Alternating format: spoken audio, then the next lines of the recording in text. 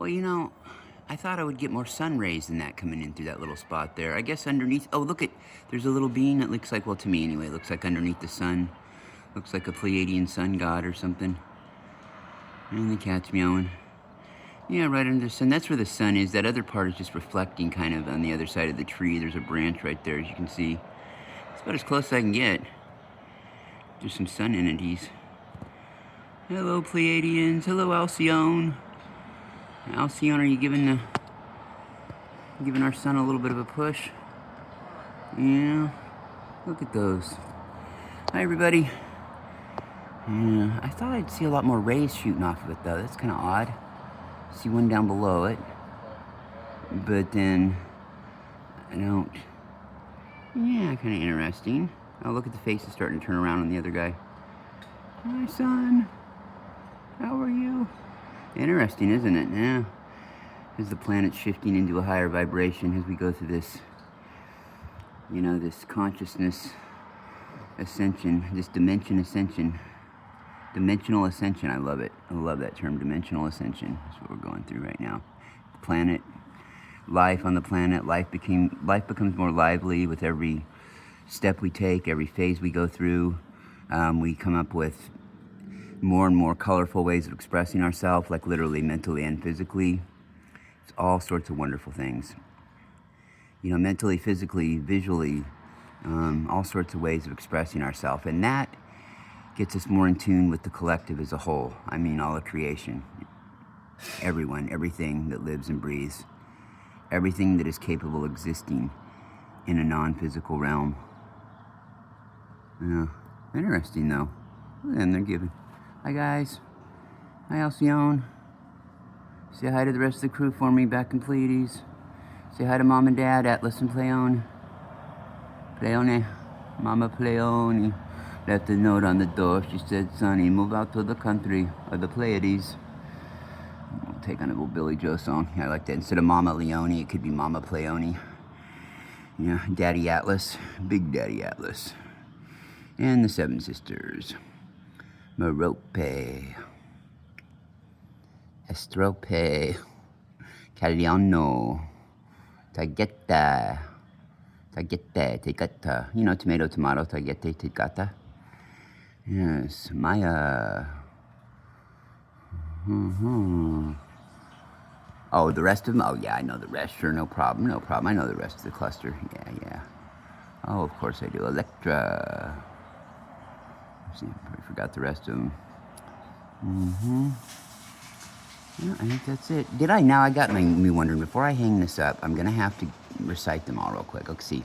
Yes, we got Mama Pleione, Big Daddy Atlas, and you've got Alcyone, I would assume is probably the big sister. Alcyone, Tagetta, Caliano, Merope, Electra, Maya, Estrope. Yeah, I think I said all 9 of them there. Remember, there's 9 stars. 9 stars, ladies and gentlemen. Ooh, now where'd the sun go? Oh, back over this way. 9 of them. 7 sisters, 2 parents. You know, and the Pleiadians really are a reflection of just life in general. Life. When I say life, I mean life, like creation. It's not just that they are the perfect human type of a being, you know, in their physical form. You know, perfect body, healthy, smart, great looking, colorful, all kinds of different colors. They're also their elemental nature. They're fairy kingdoms, you know, wisps, gnomes, Ganeshes, you know, their own form of the Ganesh called the Pleiadian Heart Star. Their elemental kingdoms are just simply amazing.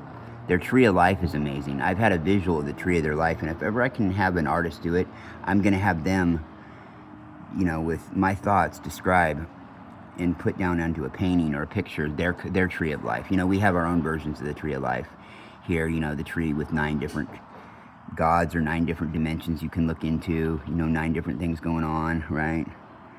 And then I've seen a modern day version of one that looks kind of like a computer, which probably was more like how the old one was, if there ever was such a thing. Everything's a metaphor for everything, though, so there's some truth to everything, otherwise it never would have been thought of. And a wise man once told me that anything you could possibly ever think of is true in an endless parallel reality, multiverse, universe.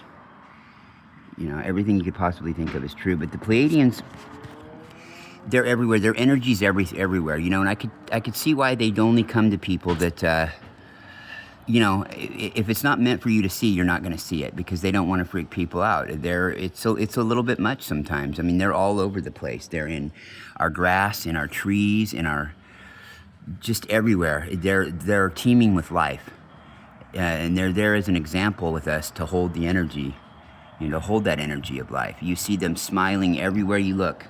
If you're totally connected with them in that particular Pleiadian energy, yeah, you're going to see their little smiley faces everywhere. And sometimes their faces can look a little grumpy, but that's just, you know, how they look. They're a very sarcastic, humorous type of a race. Very sarcastic and humorous. And so, you know, they're funny. It's like right now, if you look directly straight up where that sun was, go to the left and go up that tree hill a little bit, and you'll see, you know, you'll see them looking like matchstick men standing there, waving back and forth, with what looks to be right behind it a tiny little another sun in the middle of what looks to be like a UFO cloud coming by it. You know, and there's the matchstick men, pictures of matchstick men. Yeah, just pictures of matchstick men and you. When I look into the sky, I see your eyes a funny kind of yellow. Pictures of matchstick men, pictures of matchstick men. That was an old psychedelic song I like. Great tune to it. And someday I'll get into it with everybody too. My channeling I had about 13 years ago. I keep promising I'm going to again, but I don't. When the Pleiadians, I was channeling them, and they informed me that they personally, well, they went into talking about Nikola Tesla first.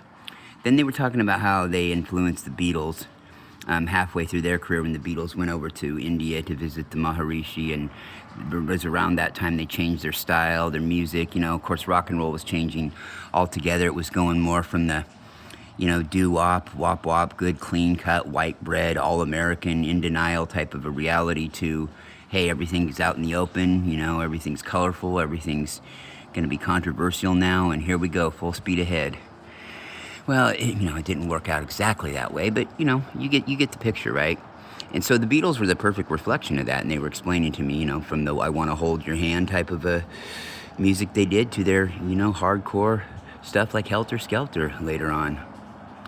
And they were also explaining to me how they were the spark that ignited the thought for psychedelic rock, for the hippie colors, for the colorful. They thought that the culture on the planet needed a little bit of a pick-me-up, needed to kind of have something, a wild card hit them that just broke them free, or started to, you know, break their minds free from that very condensed, you know, one frame of mind, one track mind, you know, everything's the same, little boxes, everybody in the neighborhood looks the same kind of mentality. You know, you get up, go to school, come home, eat, do your homework, eat, go to bed, you know, get up, same thing all over again. Go to school, come home, play for a bit, eat, do your homework, you know. So yeah, that might be the biggest bit of diversity you had back then, was that, you know, you could maybe eat instead of doing your homework first, if your, you know, parents were really cool or whatever. But they wanted to kind of break that mold. And then what happened was the 60s and the early 70s were a very turbulent time, especially in the Western countries due to Vietnam and things like that. And they felt like they needed some kind of a music to come along to settle things down a little bit, but yet keep people pepped up and still have a colorful scene to it. So what came next? Disco. You know, so they did, in the channeling that I had, they credited themselves with a disco and psychedelic rock, the hippie colors coming our way, Nikola Tesla's ideas, the Beatles sort of rebirth. They mentioned Edgar Cayce to me too. They did not take credit for that. That is, they say that the Arcturians were, that was the energy that worked mostly with him, but they had dealt with him a little bit on some of his thoughts. Or, you know, they say they claimed about, they said that about 15 to 20% of his writings may have been influenced by them. Somewhere in that ballpark. And then, yeah, that was pretty intense. And that wasn't why I was contacting them at the time. It was, Well, that was for another reason. That was because of some sun gazing I was doing, and I had a question regarding Alcyone at the time, and that's what made me think of that just now, is because that sun made me think of Alcyone. But look now. Look, now there, yeah, and there it's kind of backed off a little bit, but yeah. Well, folks, it's been good. I was just going to take a little bit of a picture here, and I thought I'd share a few words. Oh, I will be coming back on the air in a little bit. I'm going to talk about blue healing, you know, different kinds of healing that blue energies can give you. I'm going to discuss that, and I'm also going to talk about a little side thing I'm going to start up, a consulting, little one-person consulting company when it comes to using blue. Using the color blue, yes, you heard me right, using the color blue for some healing maybe in your life. Now that could be for spiritual reasons, that could be for organizational reasons, it could be for anything that doesn't have to do with me operating on you or giving you any kind of advice as far as using any kind of a substance that could impair you, okay? So what I'm saying is I'm not a doctor. I don't think anybody would ever accuse me of being one. Although, you know, years and years ago I was told I should be a pharmacist, but please believe me, folks, it wasn't meant as a compliment. It wasn't because of my math skills. But what I wouldn't want to do is give anybody the impression that I'm trying to be a doctor to you, and I would always suggest that if you feel... It's one thing to talk to me about an issue and use my services, right? But if you feel like it's something that you need on an ongoing basis, I would be the first one to tell you, you know, look, you might want to go see a specialist yourself. You might want to at least confer with one, you know. But I wouldn't say that all. It would just depend on the scenario. But nothing... I'm not going to recommend anything to you that would possibly impair your body. You know, unless the color blue itself, unless just looking at the color blue or thinking about the color blue in great detail and being open to the color of blue doing certain things, unless that is something that could really make you go crazy, then I guess there's that. I have to use that disclaimer, right? So no, you'll never get any advice from me about ingesting anything, and you'll never get my advice on, you know, changing your medications up, anything like that. The only thing I might ever tell you is talk to your doctor about it. You know, if I had a thought, if I had a concerning thought, I would say, why don't you run this by your doctor? But please understand, it doesn't matter what I said. I don't care if I was right. Your doctor is the end all. That's what they go to school for, okay? That's what they're paid for. And they know things we don't know. Okay, I may know one thing. You know, I used to think I was such a expert when it comes to opioid drugs, right? Well, no more than a pharmacist, again, back to that. Yeah, well, on that one drug, there were certain things I probably knew more than some pharmacists. In fact, I know I did, but we're talking one medication. We're talking about for one goal, and that was just to satisfy my own addiction, right, back then. That's the reason I knew all that stuff. You know, I wasn't learning it so I could care about other people and, you know, have that in mind when I'm prescribing medicines to people or when I'm the one filling somebody's prescription. All right, so yes, I might have known one thing about, you know, they might have 25 things that they would get a B on a report card for, you know, and then I might know zero crap about 24 of those things, right? But there's one thing I do know a lot about, and I'd get an A- in it. Okay, that's about how I would compare my knowledge to a doctor, you know what I mean? So, you know, 25 things. They're getting a solid B in. Me and F in every one but one, and that one I'm getting an A- in over them. But you see what I'm saying? That's a good analogy right there, okay? That's why you should always go with what the doctor says, and that's why there are second opinions, and that's why there's other doctors. But this blue healing energy, it's going to deal with, about the most radical thing that you'll be dealing with is different kinds of meditations involving blue, maybe a little bit of light language, a little bit of guidance from spirit guides, different activities that involve the color.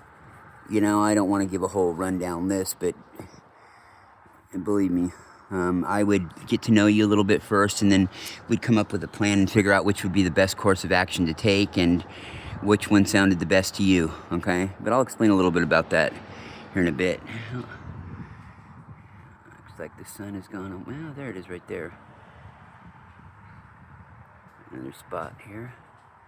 Anyway, this has been Rockin' Larry Locken. Oh, hey, I want to point out one thing. Do you see straight ahead right there? This is what I was all fixated on and lost my train of thought because my eye tunes for these things. You probably can't tell, but in that middle tree right there, right in the middle, the one with all the holes poked through it. Okay, I'm going to bring the camera down and come down to where... Okay, now do you see it? Okay, right above, right below the top of the... It would be over to my right. So if you're watching this, it would be to your left, I mean. It's that right... Damn it, right there. There. It looks a little bit more solid white than the rest of it. Yeah, now if you tone in, it looks more solid white. That's not because of the sun hitting it right there or anything. Trust me, it's not. That is solid. It's fairly solid. It's not what you would call third dimensional solid, but it's a lot more dense than the rest of those openings through there. Yeah. You gotta have a tuned eye for that kind of stuff. Yeah, and at the very top of it, it looks kind of like there's a round, like, head on it.